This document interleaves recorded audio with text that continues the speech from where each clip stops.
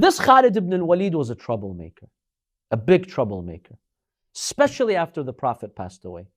He went and he raided the tribe of Malik ibn Nuwayra, who was a great, great man, a believing man. He had met the Prophet. He was a companion. He would give his zakat to the Prophet. He had asked the Prophet, if one day you pass away, I don't find you, who do I give my zakat to? The Prophet said, Ali ibn Abi Talib. He's my successor. So after the Prophet, he came. He wanted to give his zakat. Who was sitting on the throne of the Prophet? Not throne. The Prophet didn't have a throne. The pulpit of the Prophet. Abu Bakr. He said, no, I'm not giving it to you. What did they accuse him? Oh, he's withholding the zakat. You're not a Muslim. Let's kill you. You're an apostate. You're a murtad. You no longer believe in zakat. No, the Prophet told me you give it to Ali ibn Abi Talib, not you guys. So Khalid went to his village and he deceived Malik. It was the time of Salah. Khalid said, let's pray. Like he cares about prayer. He said, let's pray. What happened? Malik told him, you pray with your men, we'll pray with our men.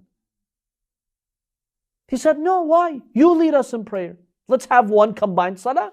You be the imam, we'll all pray behind you and then we'll sort this zakat thing out. Malik said, okay. Allahu Akbar. In the middle of a salah, Khalid went up and he stabbed him and he killed him. He's praying. The guy's praying. Khalid stabbed him and he killed him.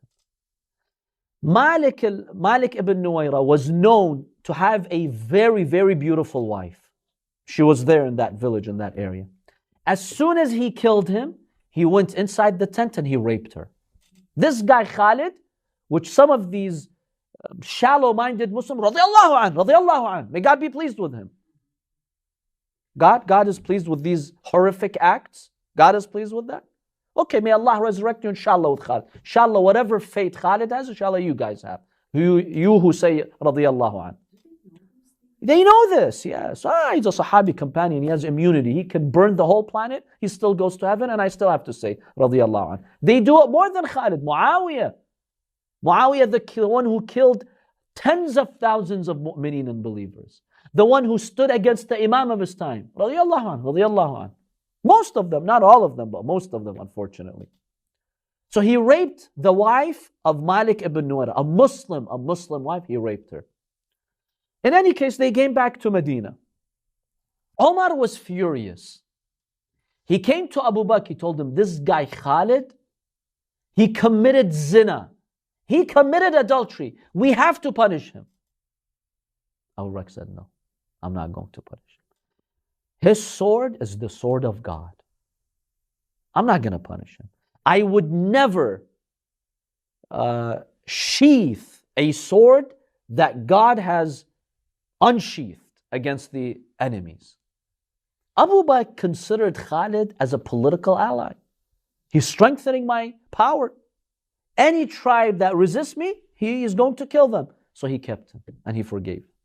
He got away with adultery in broad daylight. Now these days, when you ask some of them, how do you just, yeah, he married her. Really, he married her. So where was the waiting period?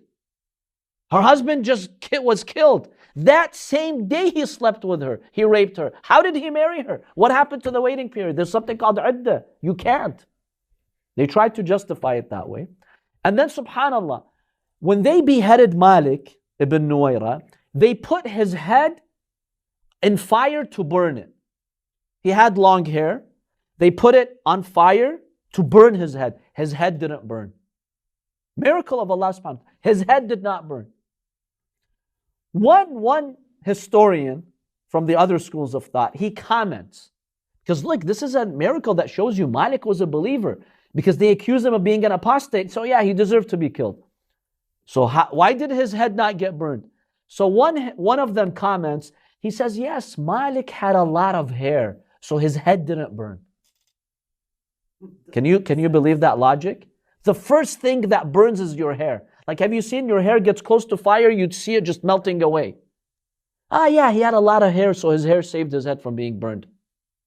Can you believe that logic? They just want a way to justify it, unfortunately. This was Khalid ibn Al Walid.